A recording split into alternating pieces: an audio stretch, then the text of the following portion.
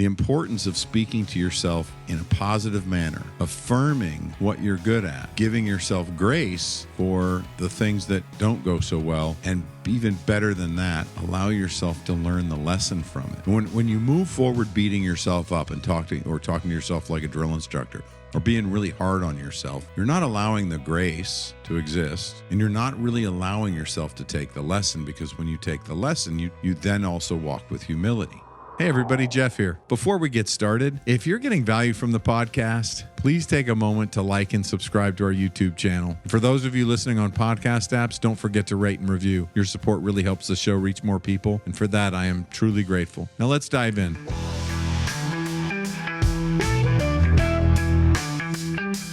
Welcome to The Point with Jeff Spikes, the show about achieving goals, embracing growth, and finding your true path. And now, here's your host, Jeff Spikes. Hello, and welcome to The Point. This is your host, Jeff Spikes. 2025 is here. We're full in swing, and you are moving towards your goals and pumping up visions and dreams and ideas of really understanding more of what you want, defining more of what you want as you move forward. How are you going to be free in 2025? How can you be free in 2025? Recommendation for you today is imagine the biggest vision you can possibly imagine.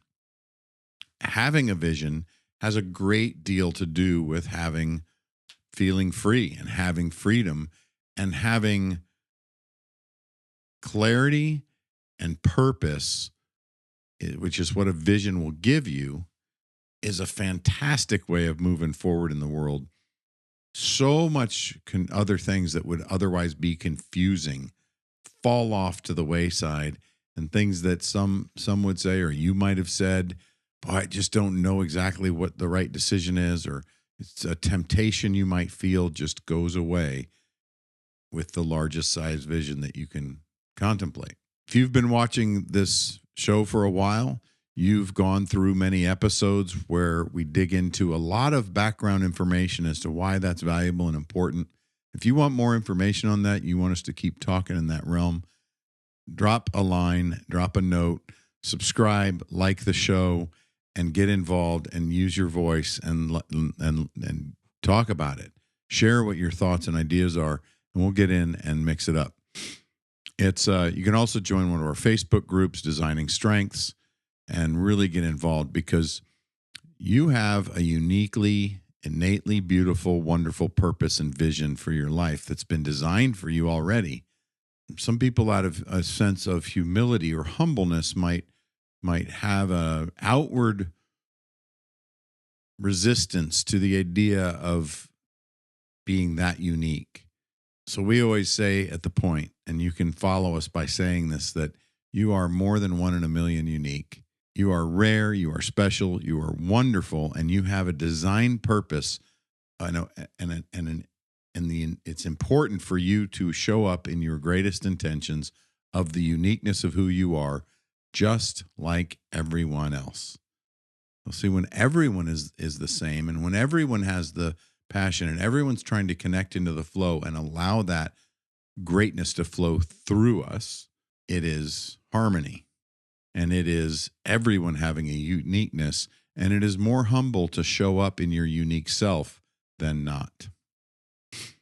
Because it is. Try it. Take it for proving.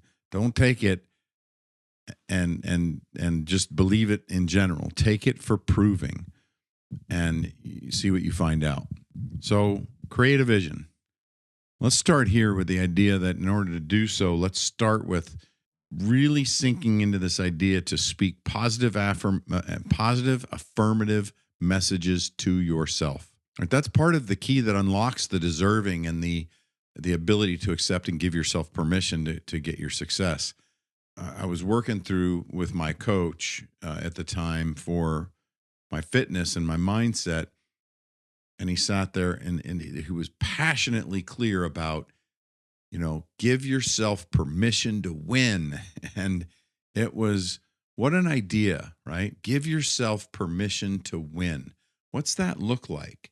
And as that got broken down, it was important to begin speaking in positive ways to myself, right? It's important for you to speak positively to yourself. It's important to notice. I want you to really notice what you're saying to yourself over the next week, and just notice if how you're speaking to yourself helps you be more resourceful or less resourceful. In my strengths journey and my personal story, if you've heard me speak on Clifton Strengths or been in one of the workshops, you know this already. The idea that showing up in that sense of discipline for me, and discipline not being one of my strongest strengths, not one of my highest strengths, trying to show up from a lower strength as a primary, because in my mind I had, in my life fixed this. In my youth, I was told I never had enough discipline. So I went in the Marine Corps, fixed that. Well, my way of moving forward was speaking to myself like a drill instructor. So you might have heard that from me before, but think about that. The importance of speaking to yourself in a positive manner, affirming what you're good at, giving yourself grace for the things that don't go so well, and even better than that, that goes along with the grace, is allow yourself to learn the lesson from it. When you move forward beating yourself up and talking to yourself like a drill instructor, or being really hard on yourself, you're not allowing the grace to exist, and you're not really allowing yourself to take the lesson, because when you take the lesson, you then also walk with humility. You're not constantly battling and overcoming and blowing up your sense of capabilities. You're noticing what you need to learn, and noticing you always have something to learn, and that's perfectly wonderful and normal. So to create a vision, you want to start there. You want to start with making sure you are clear about how you're speaking to yourself. Next, you want to notice those judgments. So we got into that. Notice the judgments and criticisms that you are saying about yourself and to yourself. Now, you may learn today and understand it and buy it right away, and you may not today. You may consider this and then learn it to be true. But it is true that your unconscious mind is not aware. It can't delineate. It can't separate and make a difference between when you're speaking of yourself or someone else. So when you're critical or judgmental about somebody, your unconscious mind does not separate that and doesn't know you're not talking about yourself.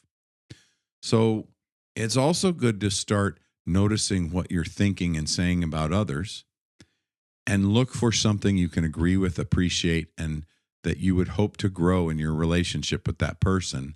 And do your best not to be critical and judgmental towards them, because your mind doesn't know that you're not talking about you. So clear the chamber of the negativity and for what makes you less resourceful and what's holding you back from getting into a flow of what does work for you, and get in the lane of what works for you. Your unconscious doesn't know that. So then the next phase is to allow yourself the permission to want. So my coach used to say, give yourself the permission to win. I took it back a step. It seemed important to allow myself to want. So give yourself the permission to want something, and allow it to be anything that motivates you. Fair challenge. If you just had the thought of anything, I can do anything, and some people may not like that. Well, you get to choose who you are going to be, and you get to choose your values as well. And if you're growing one of the things that can come out of a vision is also your values. You may have already determined what your values are, and that's great. But the idea either way, whatever it is that you want, measure that against your values, your ethics, and your morals. If it's moral, ethical, and it's a good value for you, it fits your values of what's important to you, then there's nothing wrong with it. The only thing that really matters is that it motivates you. The purpose of wanting is that you find a motivation, because you don't only want to have the motivation. It's not good to have just motivation. It's actually not effective to only have motivation about what you don't want and what you want to move away from. That can drive you and be really powerful motivation to get started on something And, like putting your hand on a fire, you will quickly move it back, and that's somewhat involuntary.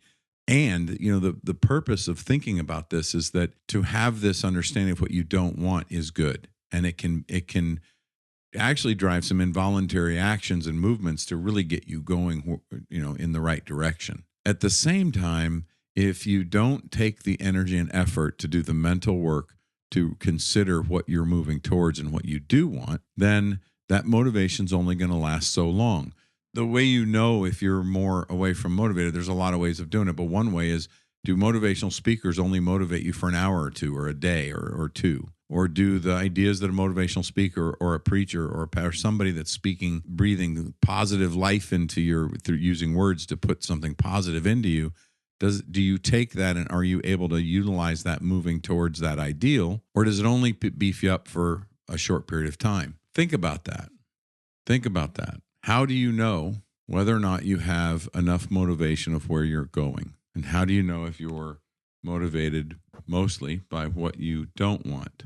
One of the exercises I'll do with clients when they're trying to discover that and trying to discover is one way you can do this is you can ask the people you spend the most time with something about something they want. Ask them what they really want in 50 years or in 20 years or 100 years.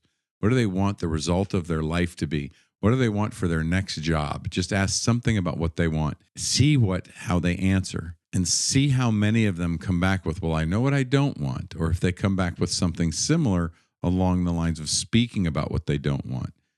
That's another way. And if your closest circle of friends is thinking that way, you're probably thinking that way as well. Begin to allow yourself to want. And as you do that, notice when you're having feelings that are less resourceful of guilt, shame, or fear, or apprehension, self-judgment. If any of that stuff comes in, then that's something to clear. Well, check in here on my notes. The idea there is to really stop and resolve those unwanted emotions. Maybe something physical really drives you. Maybe something fancy.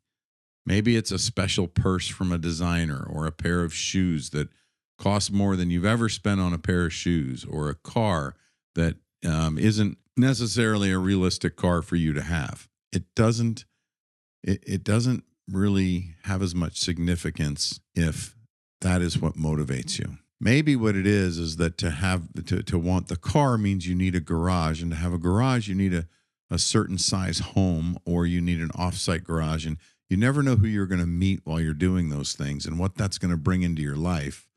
But the pursuit of being able to afford the car, keep the car, maintain the car, and utilize the car, drive it. What if all of those things put you in positions that's what it was meant by putting that desire into your heart? And if you ignore it because, I can't drive that type of vehicle, people are going to think I can afford that, and then so maybe if there's this idea of not wanting people to think that you have. There's also things that can get you moving forward. If we break through that same cycle of the physical and the mental, when we're really considering this, or the physical and the mental, you can, the body does keep the score, and you can think of certain things and know what you feel about it in your body. And if you're very physical, you might sense that and know what you're comfortable with and not comfortable with there.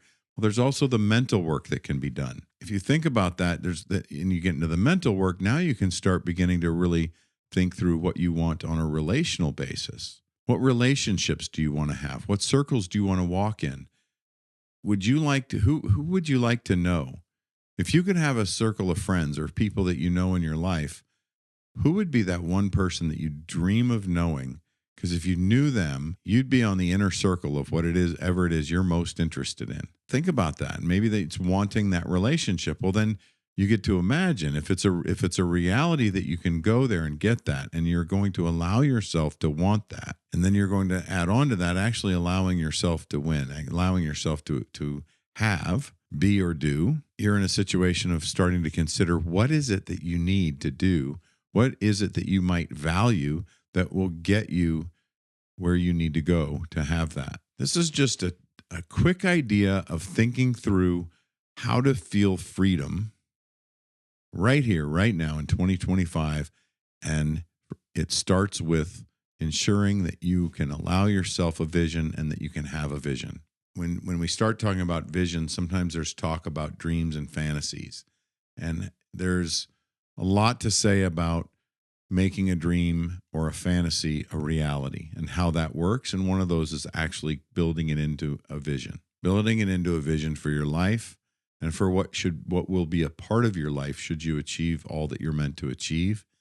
And it can oftentimes move things from that fantasy and dream world into an actual, a more realistic possibility. At the end of the day, what we do is break down all the behaviors into these daily behaviors and these daily exercises, weekly, monthly. You build them out as intricately as you need to, knowing that those blocks, if you do those consistently and repetitively, will get you where you want to go. Then you can practice those behaviors and practice those routines with the right affirmative mindset, knowing that doing that repetitively, consistently, will take you in exactly where you want to go and could actually make those dreams or fantasies a real vision, a real accessible vision to reach. Remember Elon Musk, whether you like him or not, there are a lot of things that never would have been invented if he didn't think about wanting to get to Mars, right? And if we think back over history, there are a lot of people, whether you like them or not,